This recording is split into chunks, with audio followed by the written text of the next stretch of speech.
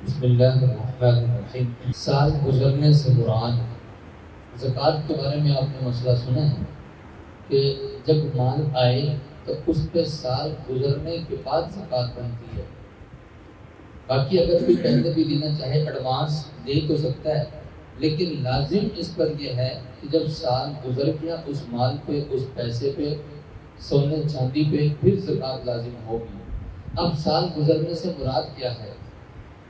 ایک سال مال پر گزر جائے اس کا مطلب یہ نہیں کہ ہر روپے یا مال پر مستقل سال گزرے۔ یہ مسئلہ بھی چند دن پہلے کسی نے پوچھا کہ مال آیا، مثال کے طور پر سال پہلے 5 لاکھ روپیہ، اس کے بعد پھر 6 ماہ کے بعد 2 لاکھ روپیہ اور آ گیا، اب یہ بن گیا 7 لاکھ۔ اب سال کے بعد اس 5 لاکھ روپے پر تو ایک سال ہو گیا، لیکن جو بعد میں آیا 2 لاکھ اس پر تو سال ابھی نہیں ہوا نا، تو لہٰذا 5 لاکھ کی زکوٰۃ دیں گے یا 7 لاکھ کی زکوٰۃ دیں گے؟ مسئلہ کیا ہے کہ زکوٰۃ 7 لاکھ کی دینی ہے۔ کتنے کی دینی ہے؟ 7 لاکھ کے حساب سے زکوٰۃ دی جائے گی۔ سال گزرنے کا مطلب یہ ہوتا ہے کہ جو مال آیا بس اس پہ سال گزر گیا، ہر روپے ہر پیسے پر سال کا گزرنا شرط نہیں ہے۔ سال گزرنے سے مراد یہ ہے کہ جس تاریخ میں آپ کے پاس پیسہ یا نصاب موجود ہو وہ تاریخ طے کر لیں۔ یہ تاریخ قمری یعنی چاند کی تاریخ ہونی چاہیے۔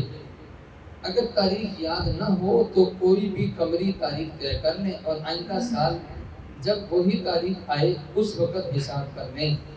سال کے درمیان میں پیسے آتے جاتے رہیں اس سے فرق نہیں پڑتا۔ اگر کسی نے یکم رمضان طے کر لی مثال کے طور پر کہ میں یکم رمضان کو حساب لگایا کروں گا، تو جب بھی یکم رمضان آئے گا وہ حساب لگائے کہ میرے پاس کتنے پیسے ہیں۔ اب بیچ میں آتے رہے جاتے رہے اس کا کوئی اعتبار نہیں، آتے جاتے تو رہتے ہیں، ہمیشہ پڑے تو نہیں رہتے۔ اسی طرح دکان کا مال ہے، ایک تاریخ طے کر لیا یکم رمضان کو دکان کا حساب کرنا ہے، تو بس اب دیکھیں کہ یکم رمضان کو مال کتنا ہے، بیچ میں آتا جاتا رہے اس کا کوئی اعتبار نہیں، وہ آتا جاتا رہتا ہے، سودا پڑا نہیں رہتا۔ آج آیا مال ہفتے تک ختم ہو جائے گا، 10 دن تک ختم ہو جائے گا، نیا آ جائے گا، وہ بھی ختم ہو جائے گا، نیا آ جائے گا، تو اس کا کوئی اعتبار نہیں۔ بس اس تاریخ کو چیک کرے کہ کتنا مال پڑا ہے، کتنے پیسے ہیں، اس پہ زکوٰۃ بن جائے گی۔ سمجھ آ گیا مسئلہ؟ فرض کریں کہ گزشتہ سال 10 رمضان کو اگر آپ 5 لاکھ روپے کے مالک تھے، جس پر ایک سال بھی گزر گیا تھا، زکوٰۃ ادا کر دی گئی تھی، اس سال رمضان تک جو رقم آتی جاتی رہی اس کا کوئی اعتبار نہیں۔ بس اس رمضان میں دیکھ لیں کہ آپ کے پاس اب کتنی رقم ہے اور اس رقم پر زکوٰۃ ادا کریں۔ مثلا اس رمضان میں 6 لاکھ روپے آپ کے پاس قرض نکال کر باقی بچ گئے ہیں، تو 6 لاکھ پر 2.5% زکوٰۃ ادا کریں۔ غلط فہمی کا ازالہ، بعض لوگوں میں جو غلط فہمی پھیلی ہوئی ہے، بعض لوگ رجب کو زکوٰۃ کا مہینہ سمجھتے ہیں اور بعض شعبان کو سمجھتے ہیں، اور کچھ لوگ رمضان کو زکوٰۃ کا مہینہ سمجھتے ہیں اور اسی مہینے میں زکوٰۃ ادا کرتے ہیں۔ یہ بات درست نہیں۔ قمری تاریخ کے اعتبار سے جس تاریخ کو نصاب کے پیسے پورے ہو جائیں وہی زکوٰۃ کی تاریخ ہے، وہی زکوٰۃ کا مہینہ ہے۔